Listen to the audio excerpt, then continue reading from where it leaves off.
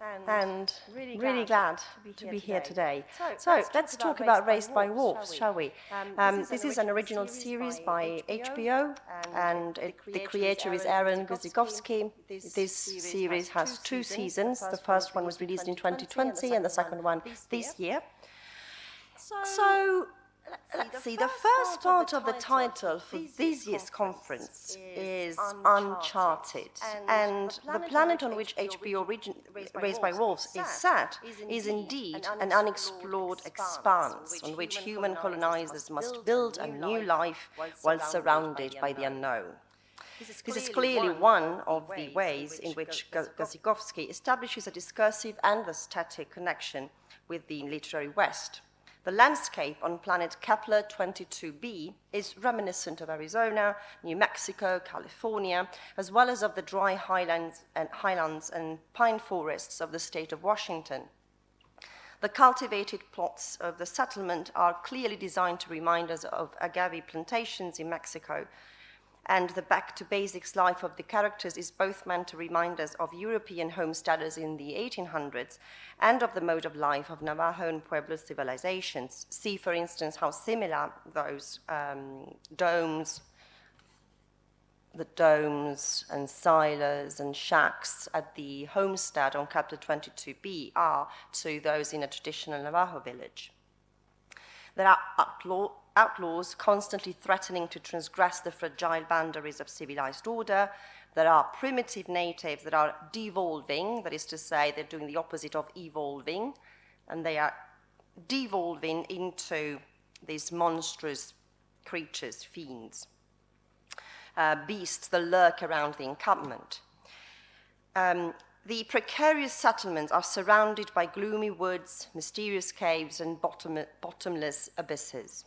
The first thing that springs to mind, then, upon seeing the frailty of the settlers' living conditions is that they are far from having settled down at all. And this applies not only to the settlement, the encampment itself, the homestead, but also to the characters, as they are constantly metamorphing. Children are born and grow, and some of the characters literally go through puberty from season 1 to season 2. Animals and androids are weaponized and shapeshift into monsters.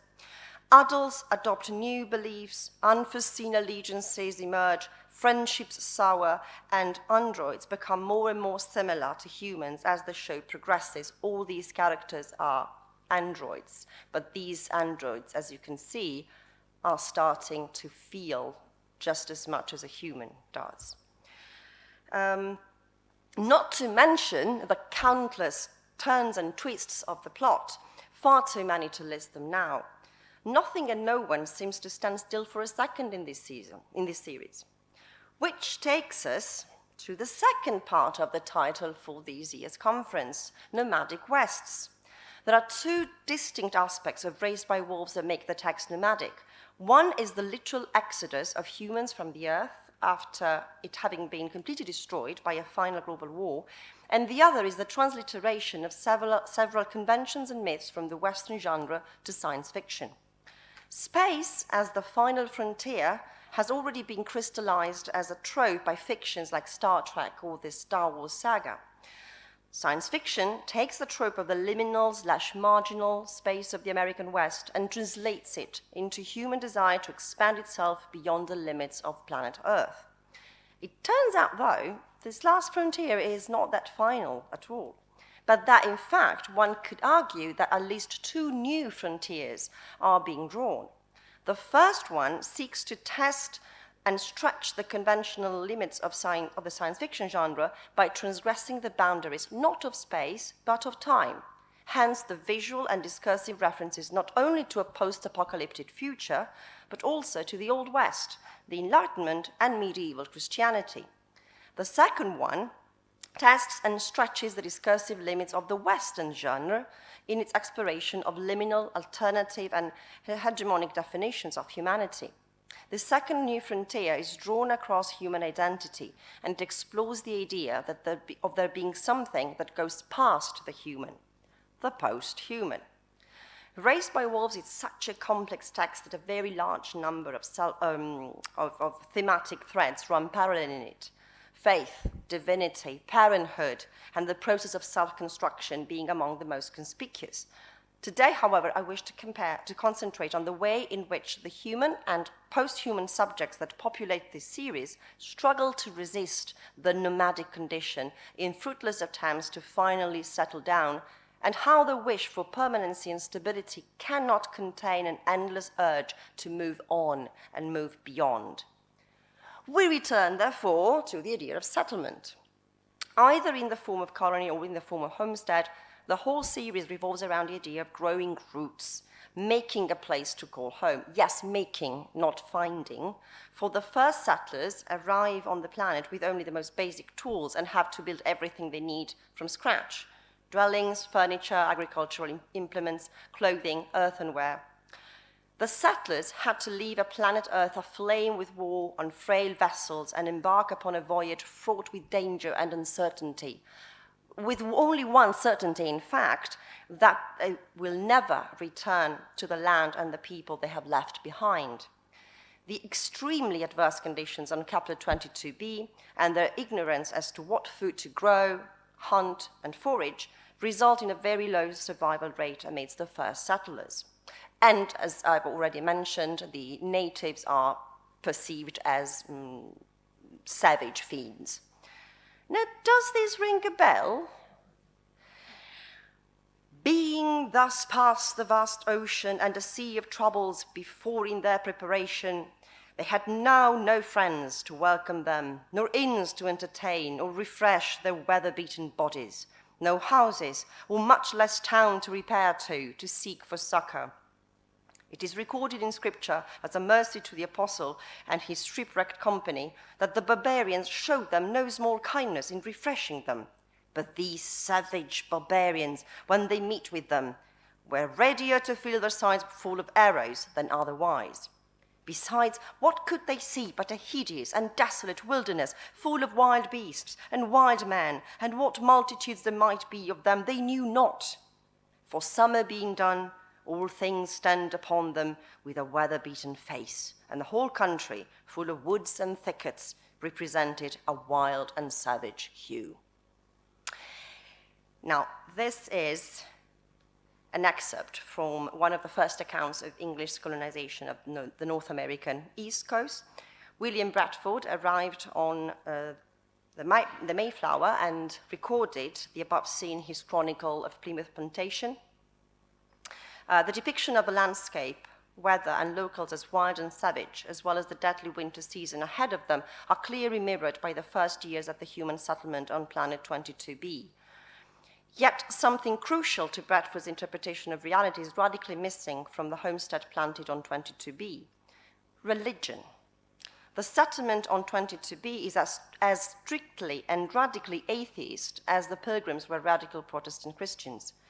Gazikowski makes the mirroring of the 22b settlement and the Pilgrim's journey literal in its symmetrical construction of the radicalization of mothers' and fathers' atheism at the homestead.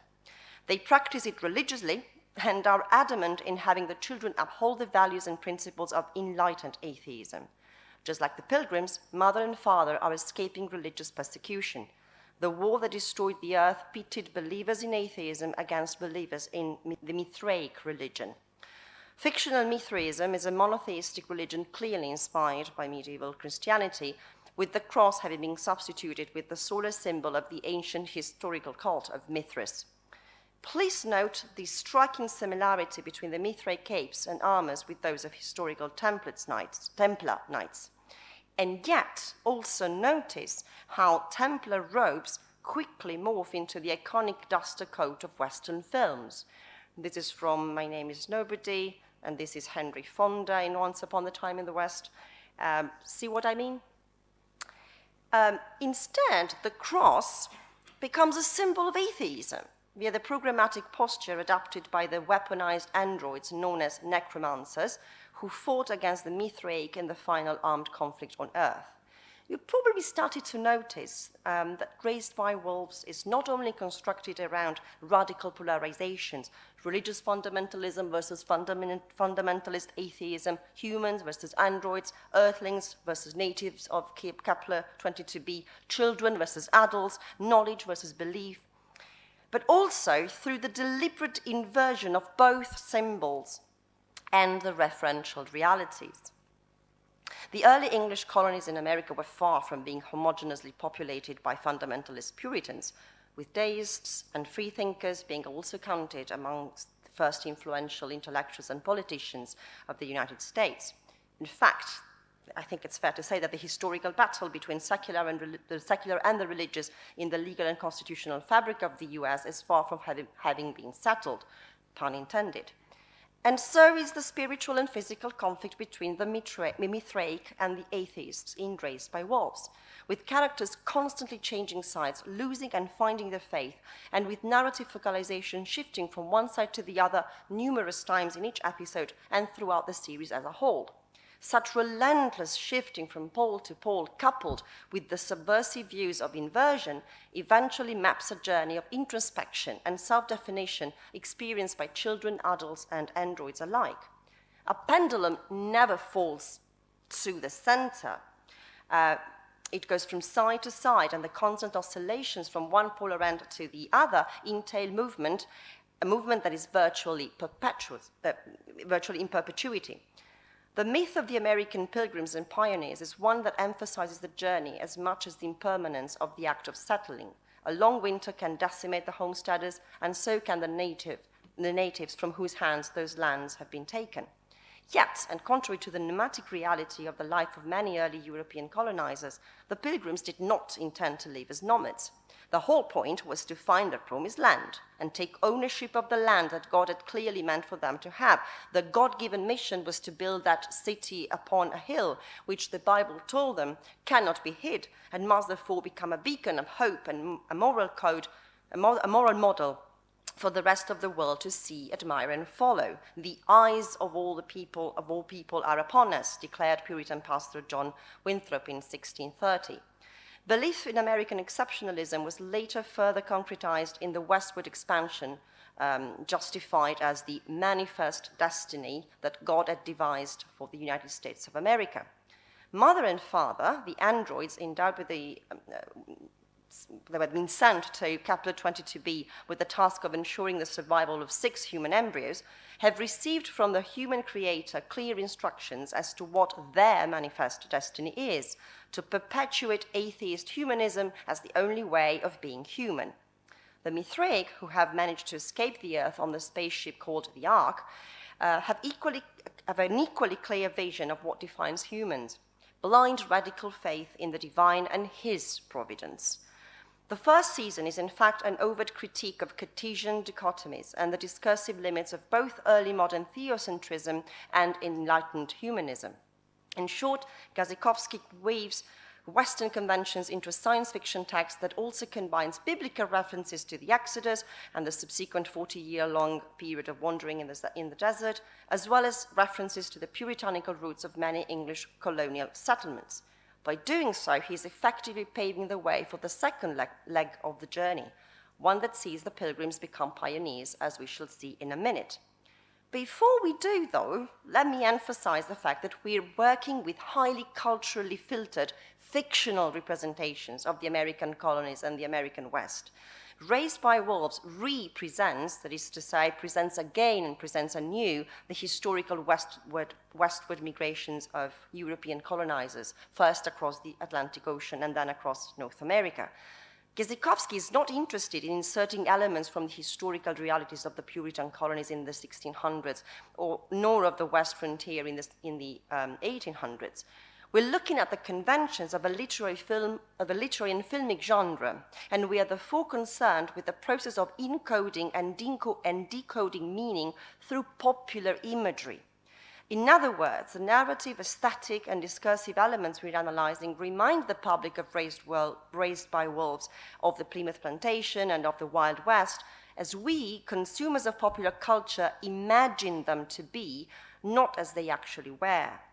Yes, the Pilgrims and pioneers did eventually settle down across the vast expanse of the continent, and cities rose up, and then whole states were created, and a federal union declared its sovereignty. But an endless flow of novels, films, and songs have kept alive the mythified life on the thin frontier between civilization and wilderness, order and chaos, law and instinct, life and death. In this sense, the journey from east to west has never ended. The wagons are perpetually headed west in the pages of novels, on cinematic and TV screens, and settlement is still in the future, something to wish, to hope for, but yet in the making. So in the second season, the unsettled settlers move on. They are now represented as pioneers who head towards the other side of the planet to explore those uncharted regions in the hope of finding a warmer, less hostile environment where to thrive rather than merely survive. From homesteaders, the human/android nuclear family at the heart of the series become proper colonists, as mother, father, and the children discover that a spacecraft full of atheist survivors has landed on this side of the planet, just as the Mithraic Ark had landed on the other side.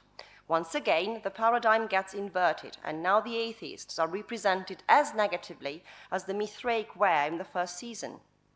They are as strictly hierarchical and as rigidly managed by a computer as the Mithraic are by the supreme religious leaders. The protagonists are now even more clearly depicted as struggling to side with either extreme worldview, and are seen progressively creating their own individual moral systems. The pendulum is now slowly slowing down, and most characters converge on less extreme, more nuanced, definitely more relative definitions of peoplehood.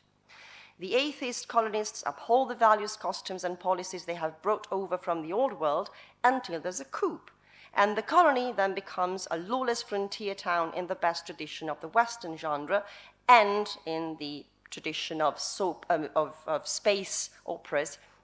If you can tell, this is clearly inspired by scenes from Star Wars.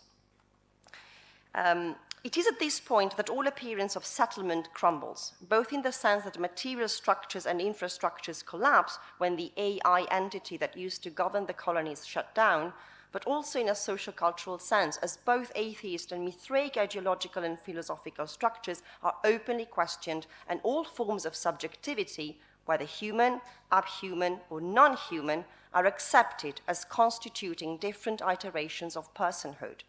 The transgression of boundaries and the contamination by and with outsiders, by and with otherness, is embodied by literal biotech hybrid creatures, but also by the boundaries of the colony being penetrated by outlaws, by human characters falling in love with androids, and androids truly loving their adopted children and falling in love with their android partners in turn. The second season seeks thus to entirely dismantle the humanist positions already problematized in the first season. The result is a decidedly post-humanist critique of dichotomous thinking. It follows that, just like the geographical exploration of the secrets of the planet has only begun at the end of the second season, so has the journey of self-definition, from humanist anthropocentrism and dualism to post-humanist search for non-dichotomous, non-centralized, ontologically relative definitions of peoplehood. Conclusion: settlement is a myth. There is no settling down. Like us, and like the cowboys, pioneers, and wagons of the imaginary Wild West, the characters in this series are never done moving, progressing, growing, and changing. Identity is ever evolving. Identities, both individual and collective, are processes, journeys. The series itself unintentionally plays into the idea of existence as unfinished business. Its third season has been cancelled, and its last frame, this one you can see here, leaves us metaphorically and the characters literally hanging on in the sudden narrative void.